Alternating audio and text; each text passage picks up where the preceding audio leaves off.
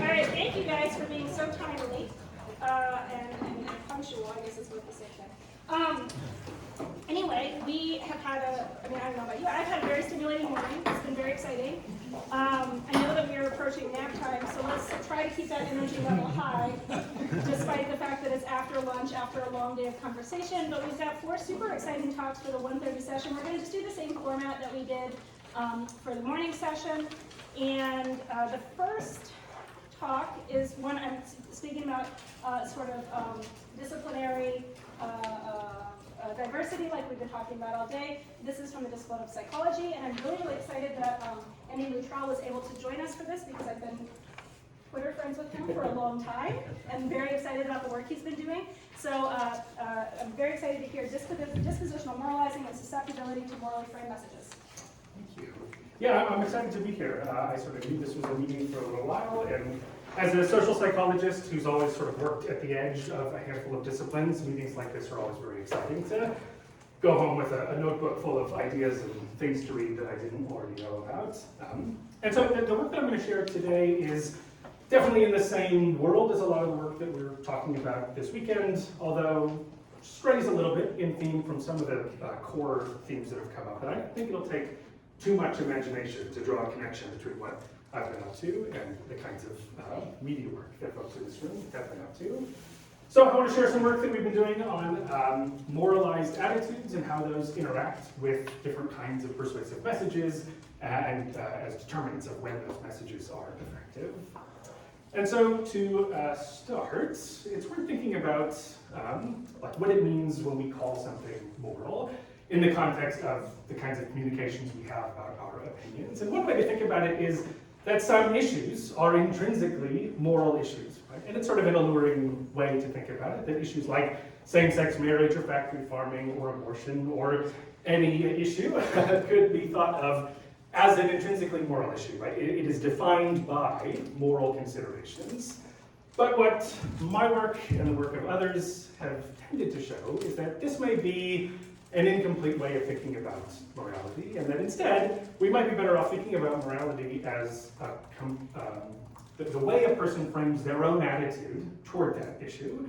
And any issue could be moralized to the extent that some person has formed an attitude regarding that issue in a way that they believe is driven by their core moral beliefs and convictions. And this is the idea of attitude moralization, right? So more of a nuanced perspective where, again, it's my own attitude toward this issue and where I came to that attitude from. And any of those issues that we saw, same-sex marriage, for example, we could have two people who agree with one another on their attitude, right? Take two people who are pro same-sex marriage, but who nevertheless may differ in whether that constitutes a moralized attitude for them. Right? For one person, their support is driven by their moral beliefs. For the other, their support may be driven by other considerations, and that plays out in impactful ways. To make that case even more directly, these are from some pilot data that we collected a while ago. We were trying to look for topics to use in moral persuasion research, and these are topics from research on moral persuasion. Presumably, they would be issues you'd think of as intrinsically moral, things like same-sex marriage or the death penalty or abortion. But if we ask people what their attitude is and how much they see morality as sort of the driver of their opinion, we actually see quite a lot of variance. Right? Just on average, some of these issues might be relatively more moralized than others, but nevertheless, we can think of this as a person-by-person kind of approach. Okay, so the reason I'm interested in the phenomenon of moralizing attitudes is what it means for the process of persuasion. Right? When it comes time to convey messages or arguments regarding some issue, how are people going to respond if they view their attitudes as having moral bases? And for a long time, the prevailing view was that what it means to have a moralized attitude is to have an attitude that is rigid and resistant to change. Right? Once we imbue our attitudes with a sense of moral right and wrong, they become fixed, and we resist any attempts at changing them. The researchers looked at social conformity pressures, the use of arguments. If we look over time, do people change their attitudes? And there does seem to be some story here where when people moralize their attitudes, they remain stable. But what my colleagues and I have been tending to find is that this is actually a too simple story, and that it actually depends a lot on how we confront people's attitudes. If, as much of the prior research has done, we confront people's attitudes with non-moral arguments or non-moralized kinds of information, that idea that moralized attitudes are resistant holds water. But if instead, as we've shown across recycling, marijuana legalization, health communication during the pandemic, if we use moral arguments, we actually chip away at the resistance of moralized attitudes. And in fact, moral arguments tend to be more persuasive than non-moral arguments for people who already are predisposed to see this issue from a moral perspective. Okay, so all of that, though, rests on the idea that moralization is part of this issue for me. But might we have some leverage if we think about moralization as an individual difference? Right? Might there be part of this that's really just a person's own general tendency to approach questions from a moral perspective? And so if we imagine a practical concern of a communicator who wants to deliver a message, but it may be on a novel topic, or we don't have the opportunity to know specifically what this person thinks about this issue, might there be an advantage to know whether this is a person who generally approaches these kinds of messages from a moral perspective? And so the work that I'm going to share today is addressing this question. Are some people predisposed to evaluate from a moral perspective, and what does that mean for moral communication? So I'm going to present lots of studies, but as one figure, so don't be alarmed. Essentially what we do is we collect lots of different attitude objects, lots of different topics. We've done this in many studies that vary in important ways, from in-person campus studies to online campus studies to online studies with samples from Prolific. And in each of them, we're presenting many of these issues, like I said. So when I have a study labeled 20 topics, these are the 20 topics with a couple swap outs as needed for the sample. But we see across all sorts of different kinds of issues. Some you might see as prototypically moral, others might seem less intrinsically moral, but overall just a bunch of different stuff that people have opinions on. To expand that out, make sure we're not leaning too heavily on those 20, we also collect people's attitudes toward these 40 topics that come from other research. The real premise here is that for all of these studies, each person is evaluating all of these issues. Right? They report their attitudes toward all of these issues, and importantly, in addition, they report how much they see their attitude on that issue as being driven by core moral beliefs and convictions. And so we get a big, giant data set of lots of different responses from lots of different people about lots of different issues, and we can construct a mixed effects model where we essentially are able to nest responses within the person who's evaluating lots of different things and within topics that are getting lots of different responses, and look at the variance components to kind of parse out, okay, of the variance that exists in whether people see their attitudes as having moral bases, How much of that is driven by some topics actually just being consensually thought of as more moral? How much of that is driven by a person's predisposition? Versus is it a total crapshoot and it's all over the place? So here's what I said. Most of the data for this part comes in this figure. These are the interclass correlation coefficients. You can interpret them as the proportion of the variance in moralization that's being driven by either of these two sources. If we look at the bottom, this is for the topics themselves, where we see substantial and significant variance accounted for by the issues that we're talking about. Right? So to some degree, there are some issues for which there's some consensus that it's a more moral issue, other issues for which there's some consensus that it's less of a moral issue. And so that's certainly part of it, not super surprisingly, but not significantly more so, but also substantially and significantly there is variance accounted for by the individuals doing the ratings, right? Meaning, squint an average 20 to 25% of the variance in moralization can be explained by the fact that it's the same person providing their sense of moral conviction about many different topics. Right? Suggests that at least some part of moralizing is a tendency, a personal tendency to see issues through a moral lens and form attitudes on the basis of morality. We can also ask this individual difference question by averaging the moralization that people report across lots of different issues and see if that coheres reasonably with established individual difference variables, and indeed we find some evidence of that. The parentheticals here are the sample sizes because we don't have all of these in all of the studies, but the one that we have some good evidence for is this construct of moral attentiveness, one of those things that's been around a while but hasn't had a lot of traction. It's essentially the idea that people vary in whether they find themselves grappling with moral questions in their day-to-day life. Right? We find that the more people report constantly thinking about the ethical implications of their decisions are also the people who tend to say that my attitude toward all of these different kinds of issues has a moral component. Right? And interestingly, this is not correlated with intrinsic religiosity. Any correlation with ideology is probably just an artifact of the issues that we happen to have in these studies, so we want to kind of expand that out. But we're going to keep that moral attentiveness idea in mind.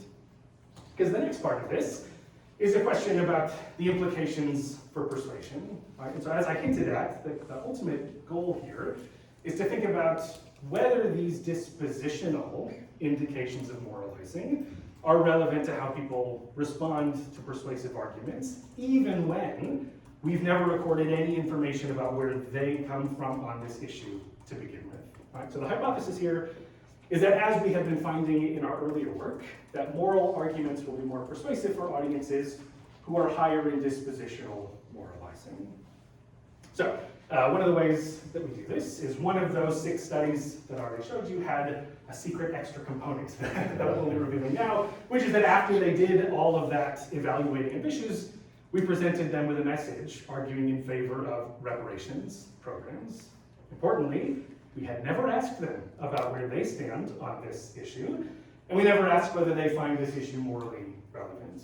But now they're seeing arguments in favor of reparations, either that are making the moral case for programs like this, or a non-moral economic case for programs like this. And big picture, what we find is if we just ask, kind of how compelling is this message to you, how strong are these arguments to you, we get a significant interaction where if we look at how, on average, they were saying they have moral bases to their attitudes on these 20 different things, that is related to how compelling they found the moral arguments for reparations, but was not tracking how compelling they saw the economic arguments for reparations. By the same token, if we swap out moral attentiveness, we get essentially the same interaction. We get this upward slope for the moral arguments, and nothing reliable for people's responses to the economic arguments. Obvious drawback here is that this isn't persuasion. This is how persuasive do you think this message is? So we'll run another study. And this time, we don't prime people with all sorts of issues and ask them their moralization. We just get right to the heart of the question. We show them a message, measure their attitudes, change out the topic yet again. This time, we present moral or health arguments for veganism and measure attitudes toward the topic, veganism. And here we get the same interaction. Right here, again, we're using just moral attentiveness rather than asking them all of those questions. But it's the same deal, right? For people higher in moral attentiveness, they're more persuaded by the moral arguments for veganism, but that has no real implication for whether those health messages are persuasive. Similarly, we ask how interested are you in learning more, and we get the same type of thing.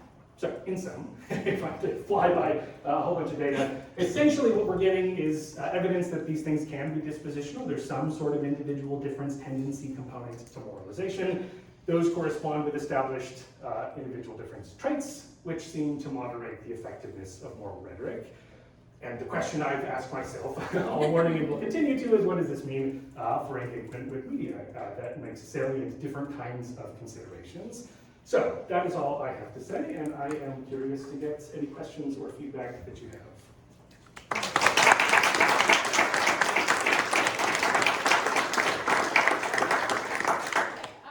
Really interesting. I was just curious about the kind of point differences in those interactions. Are we seeing a boomerang effect for the people for whom morality is low in their attentiveness, where they have a negative response to a moral message as opposed to an economic one? Yeah, you mean like this difference here? So in these studies, for whatever reason, the interactions are just small. So we get a clear difference in slope. Picking the direct comparisons, we were not really getting a lot of mileage here for whatever reason. In past work, we do. And so there are cases where you go, I don't see this as morally relevant. I'm going to actually find these moral messages like unrelated to my interests and not compelling, actively not compelling. Yeah. Related to that, if you were like advising a politician or someone, Yeah, or like, but like given that you see that these like moral messages are in a way more polarizing, like would you tell them to avoid moralizing, like in the way that they're like if you're designing a message for a mass audience that is like that doing that's going to actually turn off half the group and then turn on the other half, or like. So which part are you saying looks polarizing? The very end. So I mean, it sort of gets at Morgan's question that if they're not significantly different, maybe it doesn't matter so much. But got it. So yeah, so it's true. It sort of speaks to a general. I didn't make this connection, but like broadly, if we think about personalized message matching and persuasion, like this is just another version of that, where kind of the real takeaway is there's no one message that's going to perfectly do right by everybody. But to the question of boomerangs, what we don't know a lot of in matching literature is to what extent that happens, where people are actively turned off by arguments that mismatch their goals. Generally, I think the literature supports the advantages of matching as opposed to the disadvantages of mismatching. But that's a question that I have that I don't think we really know very well. That's a good one. Is there time for one more? You can have one, yeah. Yep. Really interesting presentation. I was wondering if you could speak to a little bit, like thinking about a more intuitionist perspective of morality, how this might play out, or if you've done any research where the moralizing condition isn't quite so argument-based or very, very explicit, but like implicit appeals to morality, bringing in victims or images or whatnot. Do you think that moral attentiveness would still be a predictor?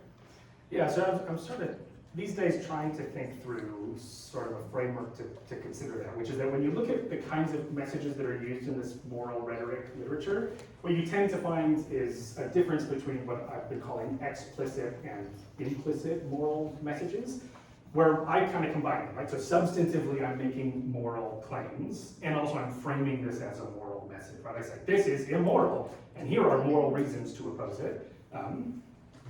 So I don't know which of those is necessary to get those. My feeling is it's a little bit of both, right? That people are drawn to that moral language because it's capturing the dimension they care about when they think about these issues. But if you don't deliver with like a substantive moral reason, presumably it's not going to make a difference, right? If anything, you might get a backfire effect where people go, I thought this guy was going to say a good reason to believe this, and they ended up saying nothing I found compelling. It makes me wonder if there's almost like a need for cognition element and the moral attentiveness thing going on, and maybe those are highly correlate, I don't know. But we've tried to look at argument quality in these, because I think that's kind of what you're getting at. And in matching, we often find that like matches, people pay more attention to those messages and elaborate more on them.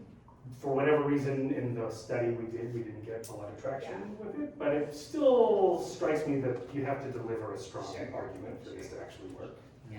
All Thank right. you. I'm sorry to cut this off, but yeah, thank you so much.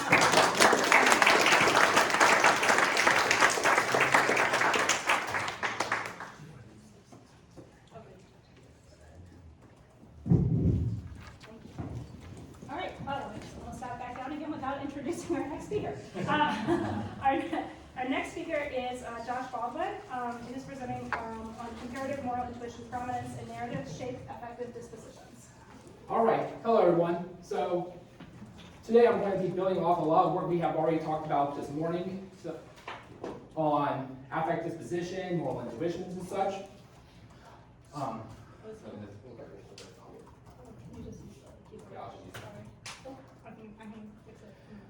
So this project is centered around why do we like characters, and so we talked about a lot this morning about affective disposition theory, where we like characters who are moral, which is very basic. We've been saying that for 50 years.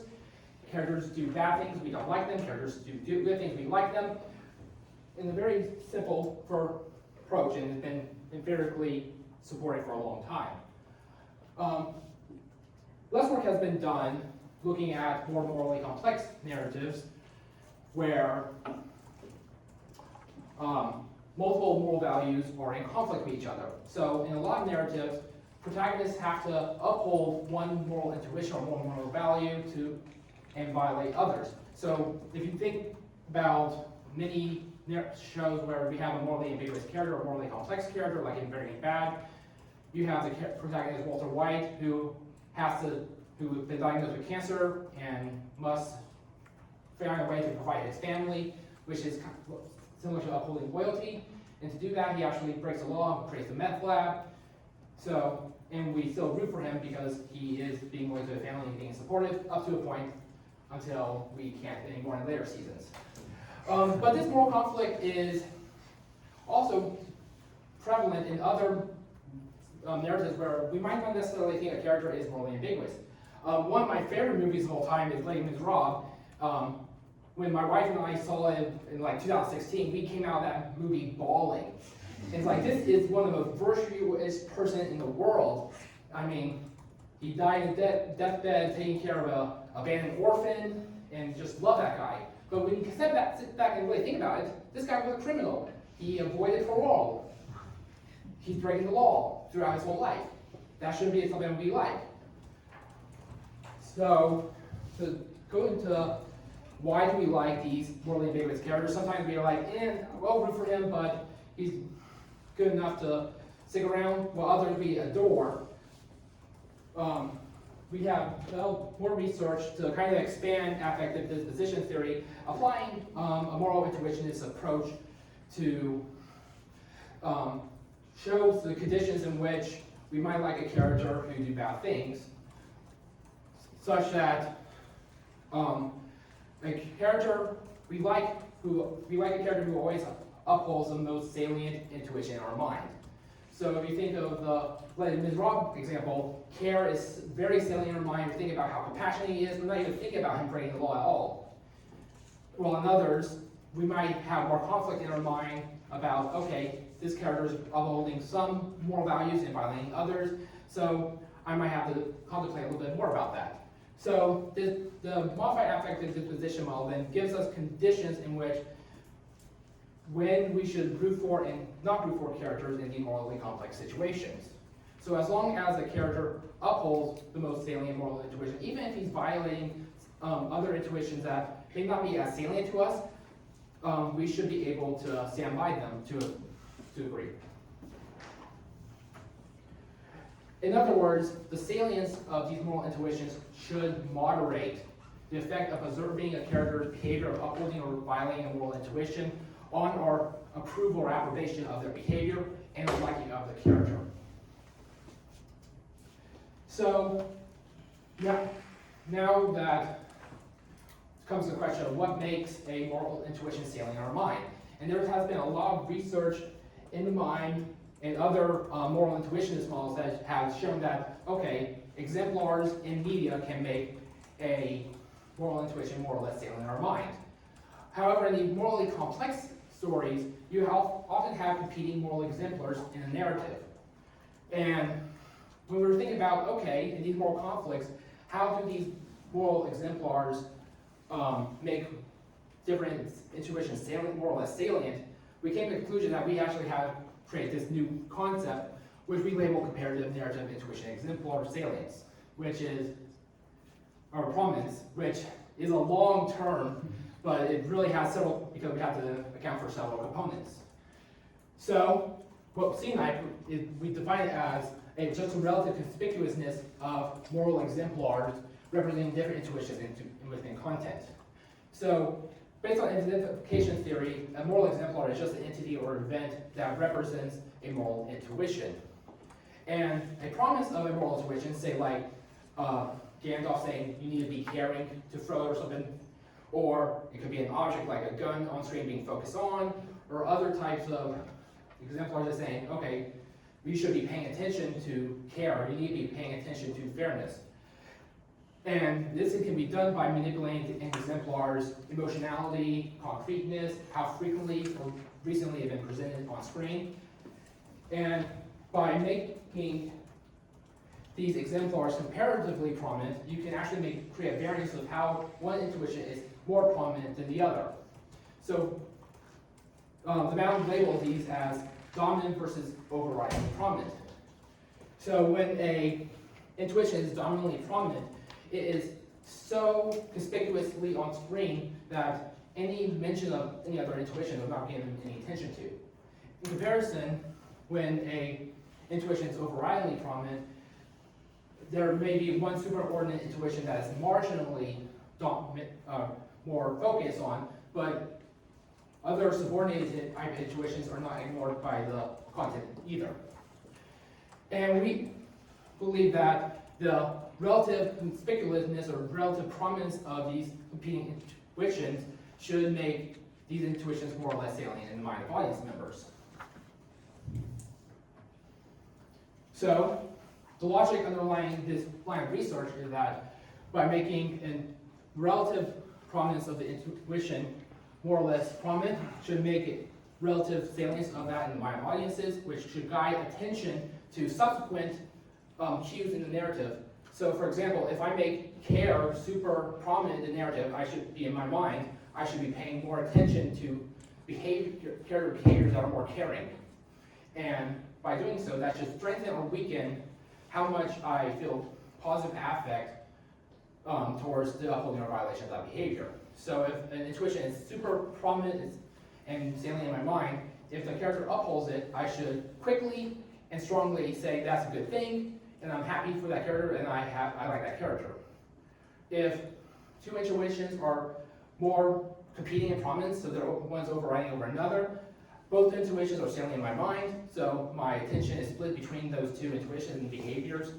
So if a character upholds a overridingly salient intuition in my mind, I might still like that character, but it might take a few more seconds of deliberation, thinking, okay, well, he upheld care, but he violated loyalty or something. And so it takes a little bit more deliberation to process that disposition formation. So, in other words, I argue that the comparative prominence of the intuitions should affect how saliencies or intuitions are in our mind, so audience intuition salient, and that should moderate the effect of observing a behavior that upholds or violates those intuitions on approbation and character liking. Put into more operational terms, by increasing the salience of a superordinate intuition by making it dominant, it should actually increase audience intuition salience of a superordinate intuition and decrease the audience intuition salience of a subordinate intuition. And both of those should moderate the effect of upholding a superordinate intuition and violating a subordinate intuition on approbation and character liking. So the salience of the superordinate intuition should strengthen, and the salience of the subordinate intuition should weaken. So in this present investigation, we conducted two studies. In our first study, we simply just wanted to test the ability of CNIPE to manipulate or influence salience. So we had a narrative where a superhero protagonist is faced with a moral conflict to either uphold authority So obeying a police chief order to basically stop a criminal who is basically kind of a goon to help a super villain, but he's been framed as a more innocent victim in a bad situation. Or the protagonist can uphold care by letting this person go and preventing harm to happen. And for this serious study, we made respect for authority always the superordinate intuition and care the subordinate intuition.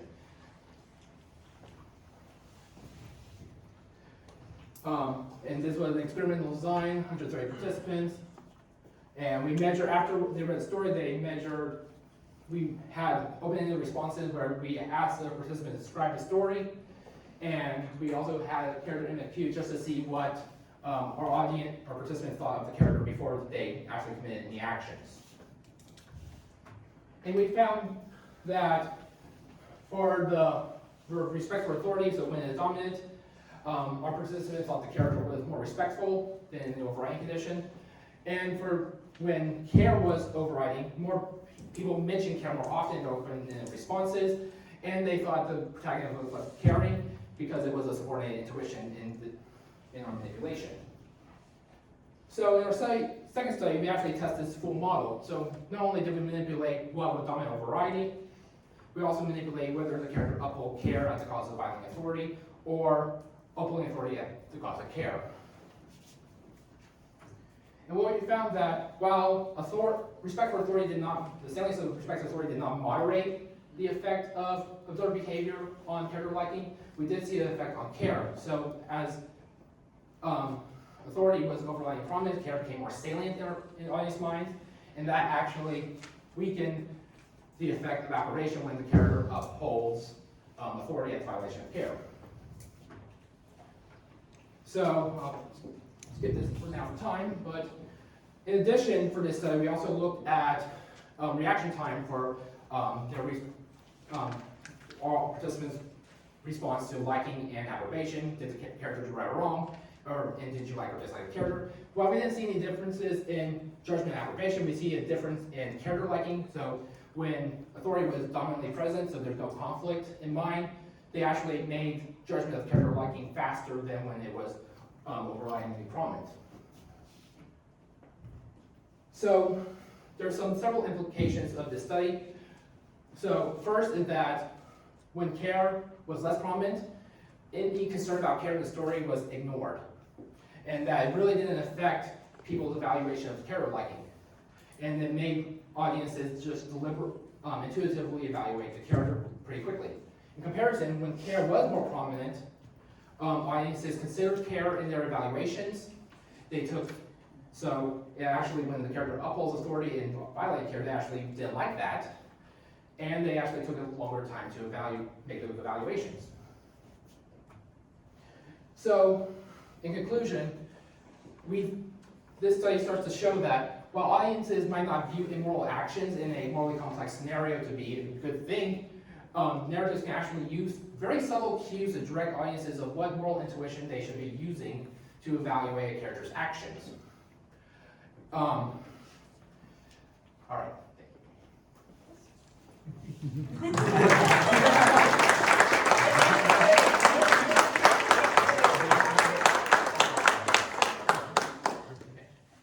You look scared. No, I'm trying. We have time for one question. Yes. Oh, okay, cool. So I was wondering, do you all have a way of operationalizing within foundation conflict? So, for example, not between like care versus respect, but like two different types of care, two different conflicting exemplifications of care? This wasn't done for this study, but really when you think of, at least theoretically with the mind, if one character is caring and one other character is uncaring, care should still be salient almost additively in your mind. So it's really hard, at least from a intuition perspective, you wouldn't really decouple that. I've had long arguments with Renee Weber over this, and I haven't convinced Renee, but I have convinced some of his graduate students that there's no such thing. There's no such thing as conflict within intuitions. In other words, if I'm going to violate care, I'm upholding something else besides care. There's another motive right? If I'm violating care, there's something else motivating me, to do that. So it's not care conflicting with care, unless it's for two different people, in which case I probably have something else for the other person that's motivating me. Maybe it's my loyalty towards the other person that's motivating me. So Renee says they can conflict, I say they can't. Who knows what's right? We'll vote. Renee's right.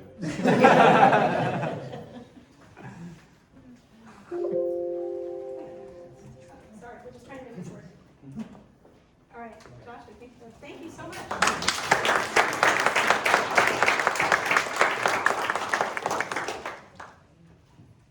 I was curious when those snazzy graphics appeared. I didn't see them in the dissertation. Very beautiful.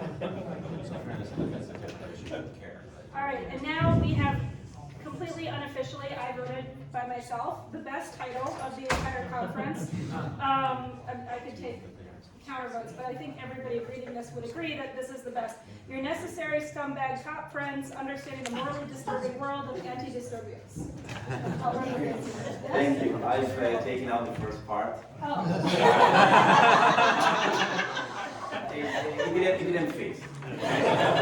The important thing is the other one, the rest of it.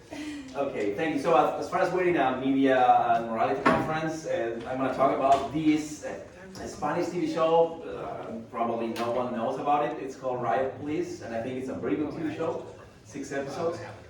And the moral premise of the show has to do with how lies can lead to corruption.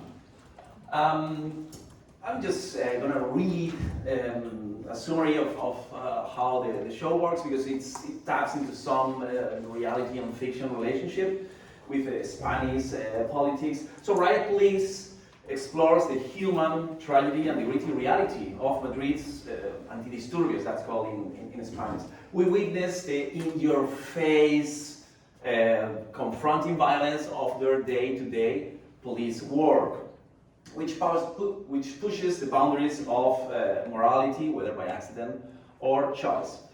The story tells at the beginning how an ordered eviction has gone wrong. They're trying to evict squatters in a corrala, it's called, in a Madrid neighborhood. And a young African immigrant dies in unexpected circumstances, and internal affairs jumped in to investigate whether this is a case of involuntary manslaughter, police brutality, or professional negligence. Alaya, the woman up there, is the main investigator from the internal affairs. So what's interesting, I think, beyond and we're going to analyze, beyond the TV series in itself, is how elastic its reception was in Spain. So for the far left and the independent parties, it was part of a whitening structure, because I don't know if you have also ACAB here, in Spain, with the mainly Catalonian voting. 2017, police came out of it looking bad. So they say, okay, this TV series is whitening them. But surprisingly, the far right, in this case coming from a police union, claimed that Riot Police, the TV series, was unprofessional because they show how some cops were snorting coke, because apparently in universities no one does that. Or, for example, how they cheated on their wives, things like that. What's the structure? And now I'm going to tap into things that Murray Smith or in Carplantica have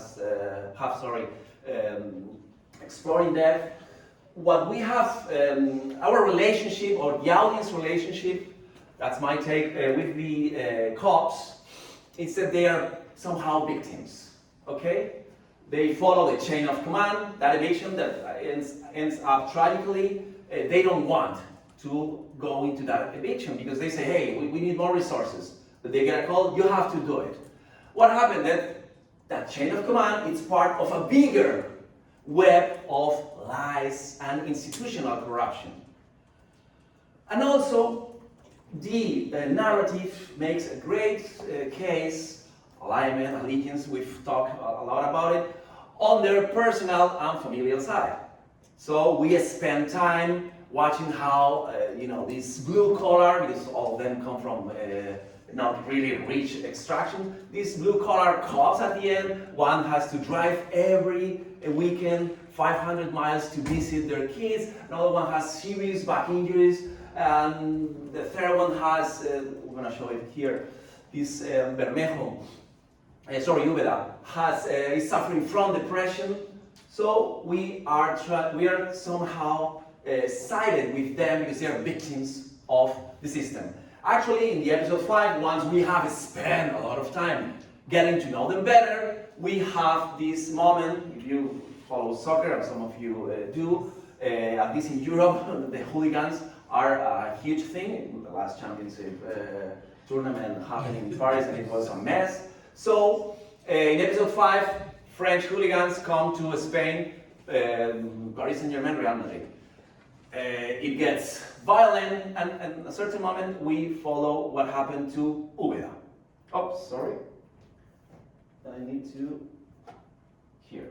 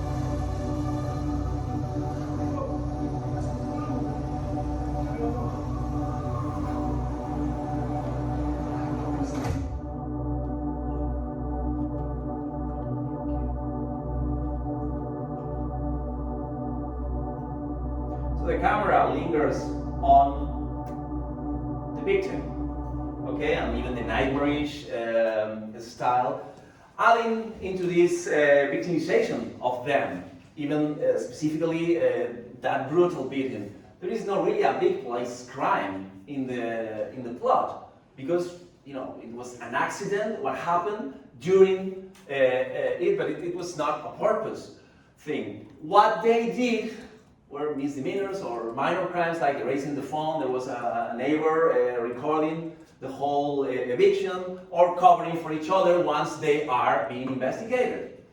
That's not really that bad. So the whole TV series, as Joshua mentioned before, there is these dramatic, interesting issues that show some moral checks and balance. For example, we see how they face labor and personal consequences.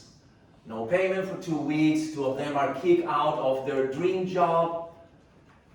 But at the same time, even with all the negative outcomes, they keep on being solid professionals. Even with the depression, that guy is up there. Even with the 2 kids to feed, the other is able to maintain the cool head to be good professional. Save for one of them. Again, this dramatic balance and balance. So what happened with this character that can be like the despicable exception? That after the brutal scene we've watched, we have this other one that I think is interesting about this moral complexity. See what happened here when the rest of the squad get those, almost sadist French hooligans.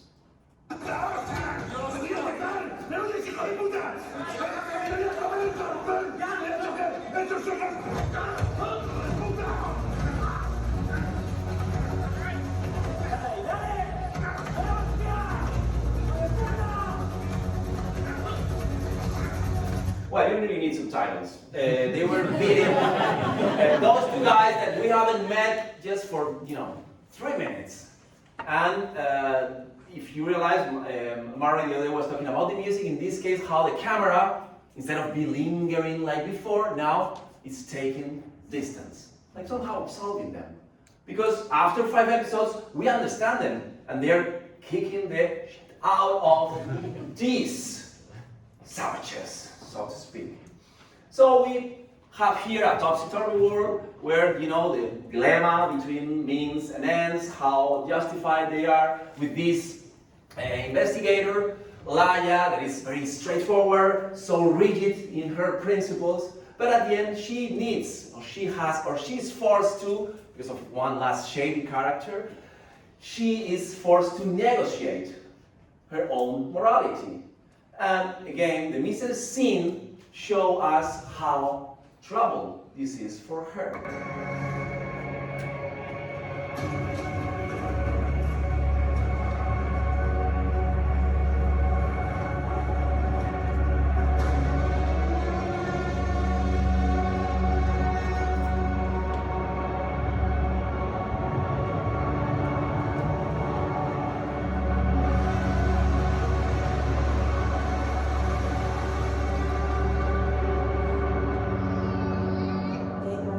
So we have witnessed her paid a huge price, personal, familiar, because she was pursuing the truth.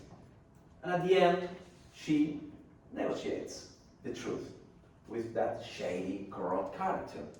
Means and ends. So that takes me back to the elastic reception. How is it possible that the same TV series can get so different outcomes in, not really TV criticism, but political battling regarding representation?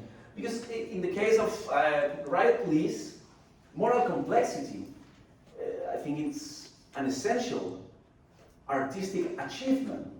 And here is the last jump I'm going to make. I think we are in a trend, where, you know, the ambiguity that sometimes is very necessary for dramatic purposes, and I think, I try to make the case that Riot Police is a really good dramatic piece of television, and you can, it rings the bell with any other TV shows you like about morally ambiguous character, or I'm thinking The Shield, Breaking Bad, whatever. But the idea is, and that's why I'm choosing this, you know, cultural appropriation and diversifying the elves, you know, from perhaps two extreme of the political ideological aisle. The idea of the moralization of entertainment, because we are in this media morality, and I think we are in, no pun intended, a black and white moment where we can see polarization at all levels. Reasons could be social media and several reasons that are not really interesting right now, and this friend and enemy mentality. And my point is that I have the sense that entertainment is being really infected by this friend-enemy mentality. So we can have these TV shows or movies that we feel disgusted morally. Why? Because there is this moral boycott, or we hate, you know, the politics of the author, or quite the opposite. Not cringy in this case, but we can see, oh, this is on my side. Clint Eastwood is Republican, I'm gonna love whatever he does. I would like to reclaim the shades of gray that are very colorful inside the grayness. But subtlety sometimes is difficult. And at the end, moral complexity, as I was trying to argue, can be in itself an essential artistic achievement. And that's why I'm choosing this. A black and white moment that, if you have watched it, has some color inside that black and white. So I'm aspiring, and I've traveled 30 hours because I don't have the answers to this, but to try to expand or explore the idea of how this moralization of entertainment is affecting TV and fiction. Thank you.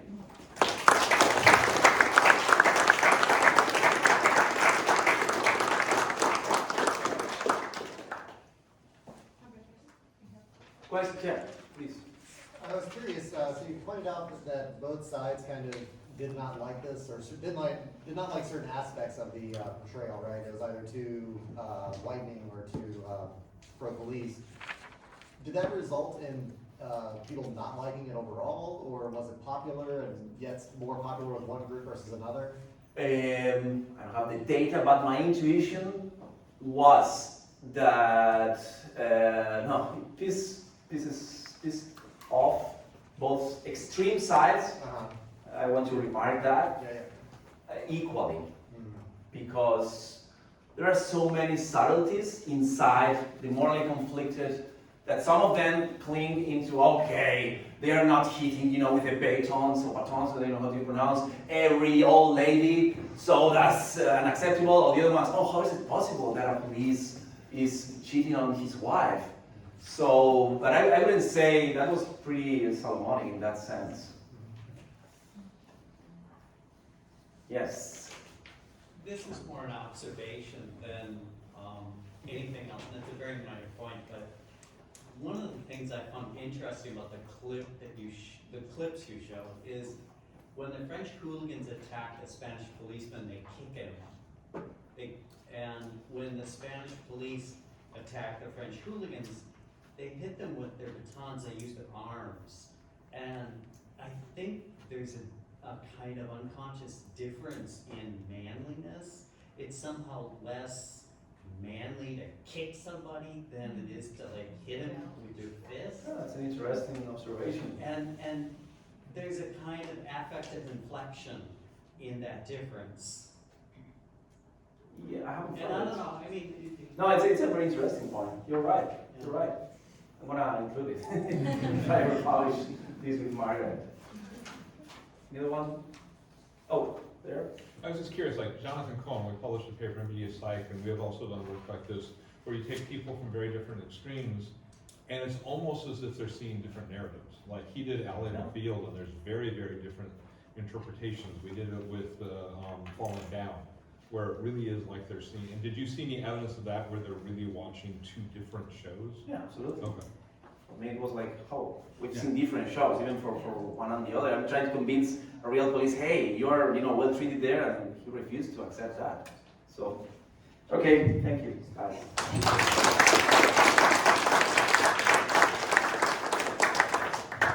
Thank you. I'm captivated. Even with the changed title, it was still it was very compelling. Yeah, it was really enjoyable. Okay, and last but not least for this session, we've got Joe Francemone and Nick Matthews, who could not be here today, unfortunately, talking about moral tipping points. And I'm not saying this for any type of reason, but there is coffee after your talk. So I'm not saying, chop. I'm just saying, if people are concerned that there would not be coffee, there should be coffee. Joe is the sleeping tipping point, is that what? Yeah, Stay awake, not going to please. say anything, FYI.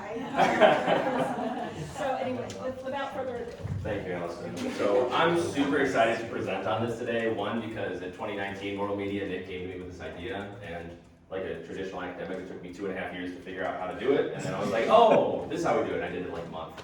And it's recently, as of Tuesday, accepted for publication at Journal of Media Psychology. So you can read it there. I'll see you guys next year. Appreciate you coming. There we go. So the thing that kind of spurred this idea for this project was thinking of morality as a continuum, right? There are varying degrees of moral and immoral behavior, right? There's not just one black and white moral behavior and immoral behavior. If I push someone versus me stabbing someone, we can all agree that stabbing's probably worse. It's the more immoral behavior. And Nick, in his JOC piece in 2019, kind of formalized and created a methodology for creating morality as a continuum by using a rank ordering system of behaviors. And in using this moral continuum procedures, what we call it, we've been able to see how across a moral continuum, different character schema kind of elicit different effects. And we've applied this to character interdependence, which is some other work out of Matt Grizzard's lab, where we've been able to see how interdependence kind of functions in a serial episodic longitudinal format using this moral continuum procedure. So this is the first research area that we're drawn on. The second one, which everybody has been talking about today, so I don't have to go into it a lot, which is fantastic, is that morality differs between people, right? Different people, different groups have different moral sensitivities. And like was already said today, Zillman kind of talked about this theoretically with regard to morality subcultures. These different people just have different moral sensitivities. And this was formalized by the mind, by our own Ron Tamborini here, with the model of intuitive morality in exemplars, and a ton of empirical evidence has kind of demonstrated that different moral intuitions based on someone's kind of trait, how they are, changes media perception almost across the board. With behavioral approbation, perceptions of characters, perceptions of media production, disposition formation, all that good stuff that we've talked about today. So this project was about synthesizing these two research foci. So we kind of wanted to examine how trait moral salience impacts moral judgments along the continuum, that moral continuum that I talked about. So we used the data from Nick's JOC publication. He pre-registered this hypothesis and never analyzed it in that actual publication, so this data was kind of just sitting there and he wanted me to look at it. The pre-registered hypothesis that he had from his paper was that those with higher harm salience will rate harm behaviors as more wrong than those with lower harm salience. So that was kind of like the pre-actual study of the idea that we kind of had here. But what we wanted to do with this study with regard to the moral continuum is kind of specify a little bit further, not just regurgitate the pre-registered hypothesis, but extend beyond that. So we wanted to specify the type of moderation that was occurring along the moral continuum according to the moderation typology by Holbert and Park. So we proposed the current research question, what type of moderation is elicited by harm salience across the moral continuum, and that's kind of the big selling point for this study. So the method for this study was created from two studies from Nick's JOC piece, like I said. Study 1, we had 528 participants. Study 2, we had 361. They were thought experiments which measured judgments of immoral behaviors. There was 24 behaviors that constituted Study 1, the moral continuum procedure in Study 1, and 12 for Study 2. All behaviors were harmful behaviors, so they were care violations, which is why we're kind of centering on trait harm salience as the moderator here and not worrying about the other moral intuitions. We did control for them later down the line, so I did pay attention to the other 4. But the prompt that they received in this thought experiment was an average person, which was Study 1, or there was a manipulation between average person and hero in Study 2, does X to a criminal to save another human life. And there were varying degrees of immoral behaviors. So one was shoved, one was cut the toe off, and the worst one was boils alive. So there's clearly varying morality here. I have a list of behaviors if you want to look at them. I'm not the one that created them, Nick did, so I'm not the one that's messed up, it's Nick. But if anybody's interested, I can show you guys that later. So the procedure and the variables. This is a wonderful picture of a participant that I pulled off of Google. What the hell are these guys talking about in this study, kind of. So the procedure here was that participants were randomly presented all the behaviors for the 24 or the 12 based on Study 1, Study 2. They responded with that the behavior was right, unsure, or wrong, given the prompt. Following all their moral judgment of all the behaviors, they would rank order all 24 or 12 behaviors, so we could create a moral continuum based on the average there. And then following their rank ordering, they completed the MFQ so we can get harm salience. So these are the 3 variables that we're really worried about here. So the analysis, we did a multi-level model or a mixed effects model, depending on what lingo you like to use. And the reason we used this type of model was that the framework allows us to appropriately account for the clustered nature of the repeated observations. Each individual is responding 12 times. There's shared variance. There's a cluster based on the individual. And we can partition the variance according to those clusters. So I really just want to walk through how we set up the model. The dependent variable, like I already said, was moral judgment. We want to evaluate biases in moral judgment based on trait harm salience. The random effects that we included here were just to partition the variation within subject variation from between subject variation. So what is true random error versus what is just kind of error that's associated with differences between people that we have. So another way to kind of say what we did is we had a random intercepts, random slopes model when we were setting this up. And the thing that we're really worried about here and what we're going to look at are the fixed effects from this model. So the effects that are constant across all participants, the averages essentially. So the first thing we have is harm salience, and tell us whether one's harm salience influences judgment for the first behavior along the continuum, so this is the intercept. We have the moral continuum, which tells us the average change in moral judgment for each behavior along the continuum, so we can analyze these slopes. And then what we're really interested in is the interaction between the two. So does harm salience change somebody's trajectory across the continuum, based on how sensitive I am to harm violations? So I'm going to show you guys the graph for this study. These are the 2 studies that we have. This is the data. I have the tables with all the point estimates and anything that you could possibly want to look at. If you want to see that, I can show you later. But right here we have Study 1 on the left side, Study 2 on the right side. On the x-axis here we have the moral continuum. So these are the behaviors 1 to 24 for Study 1, 1 to 12 for Study 2. And on the y-axis we have moral judgment from right, unsure, and wrong. So the final thing that I did, solely for visualization purposes, is conduct a tertiary split for harm salience, or trait harm salience, so we can see the individuals that are different based on high, moderate, or low harm salience. So, pretty consistent pattern you can see. It's a little bit messier on the left side, and I can explain why that is. But I just wanted to walk through those fixed effects that I talked about. So, down here for the moral continuum, we have a strong positive, significant effect of the moral continuum. As the behaviors get worse and worse and worse, we're seeing people shift from that's pretty right to I'm not sure if that's right to that's pretty wrong, depending on how severe they were. That harm salience, where we want to see if there's any differences at the beginning of the continuum, the intercept was non-significant for both studies. So it didn't matter what your harm salience was, your trait harm salience, it didn't matter how you perceived that first behavior on the continuum. But we did see positive, significant effects between trait harm salience and the moral continuum, such that as we get further and further along, harm salience starts to manifest, right? So people that are high in harm salience are starting to jump quicker to it's unsure or wrong versus those that are low in trait harm salience or going across the continuum much slower.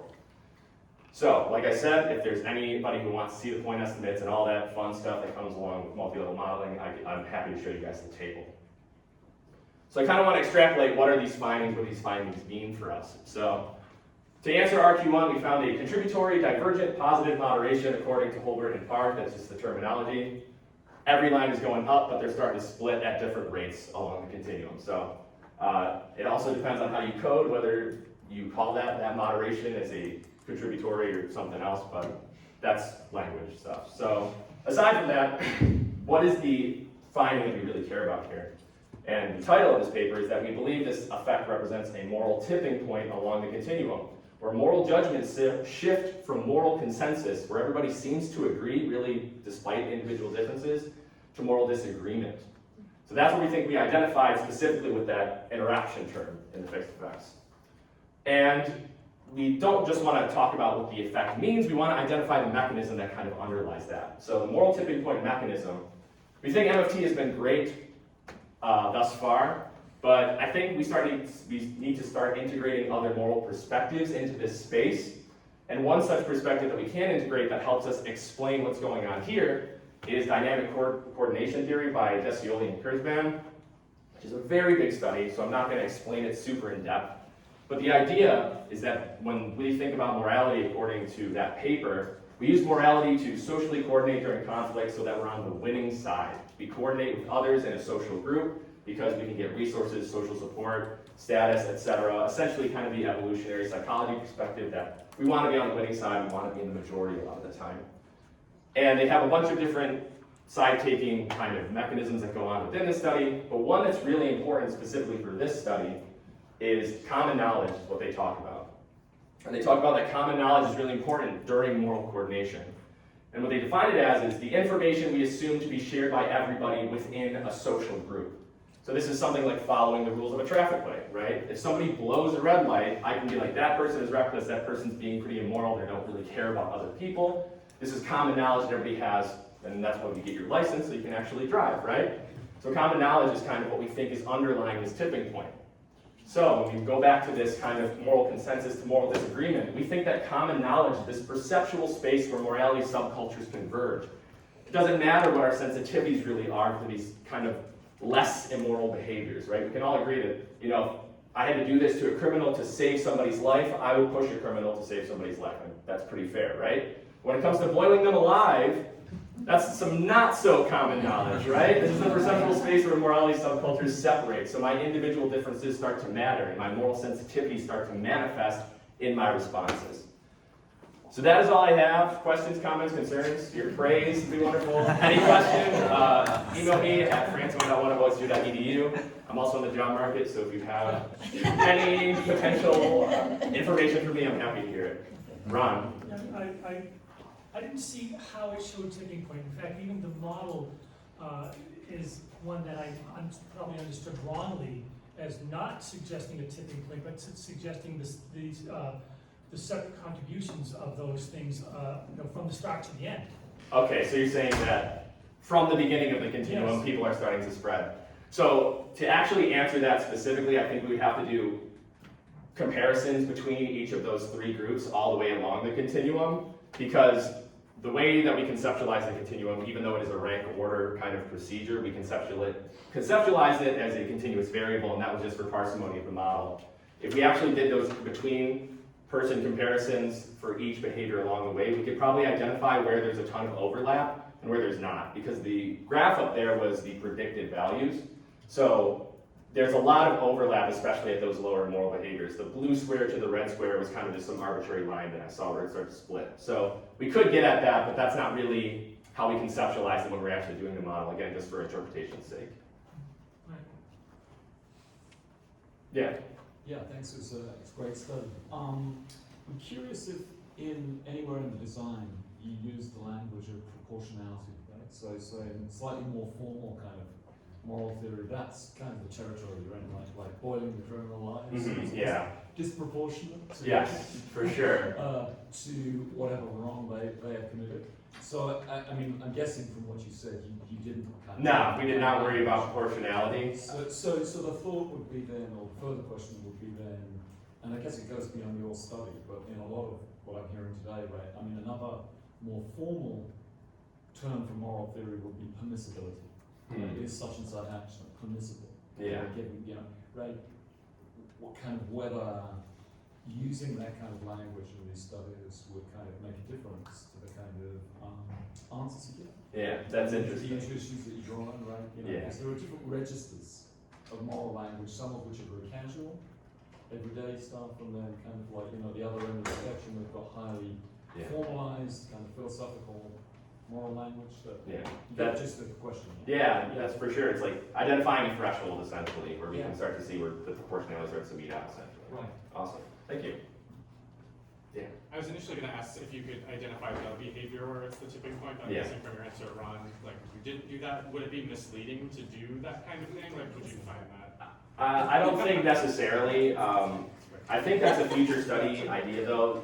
We kind of wanted to demonstrate proof of concept here, and I think the better way to analyze where that tipping point happens, we would have to conduct a piecewise model, essentially break that line up into two lines and find where the bend actually happens. Because then, like you were saying, Ron, we can identify and not really look at the moderation as it occurs from the starting point, but rather where along that continuum it breaks out. So that would be like a next step. And I wouldn't measure it on an ordinal scale, like right, wrong, or unsure. I would do a 7-point, just much easier to interpret. I was going to ask if reviewers have gotten answers. Yeah, so they did actually, and we had to conduct a cumulative link mixed model, which is an ordinal response variable, which is a mixed model, and it told us the exact same thing. So we can assume that the linear model that we presented was robust to that. But again, hire this man. Yeah, to avoid all that stuff, we just kind of present. Again, it's much easier to present that stuff. So it was a right-wrong evaluation. It wasn't continuously. Yeah, it was right, unsure, and wrong. Yeah, there was partial variation, which is difficult. I got it now. Cool, Thanks. awesome. Yes, I think Ron understands that the real important thing is that we should thank you very much for an